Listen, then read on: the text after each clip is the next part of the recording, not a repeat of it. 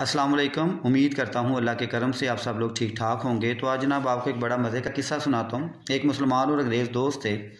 तो एक दिन अंग्रेज़ ने मुसलमान को कहा कि हमारा जो एक आम बंदा है यहाँ का, वो तकरीबन मंथली $5000 कमाता है। तो मुसलमान बड़ा हैरान हुआ और फिर अंग्रेज़ ने कहा कि उसमें से वो $4000 जो है वो खर्च कर देता है। तो मुसलमान ने पूछा कि हुकूमत आपकी नहीं पूछती कि वो कहाँ पर खर्च कर रहा है और ये पैसे आए कहाँ से? तो उसने कहा जी कि ऐसा कोई सवाल उनसे नहीं किया जाता। तो मुसलमान इस बात पर हंसना शुरू हो गया। तो उसने कहा कि हमारे मुल्क का जो सियासतदान है वो एक मंथ में तकरीबन कह लें 1.5 लाख या 2 लाख रुपये उसकी तनख्वाह होगी, लेकिन वो एक मंथ में तकरीबन करोड़ रुपये से ज़्यादा खर्च कर देता है। तो अंग्रेज़ बड़ा हैरान हुआ कि तनख्वाह उसकी इतनी है और वो खर्चता वो एक महीने का 1 करोड़ रुपया है।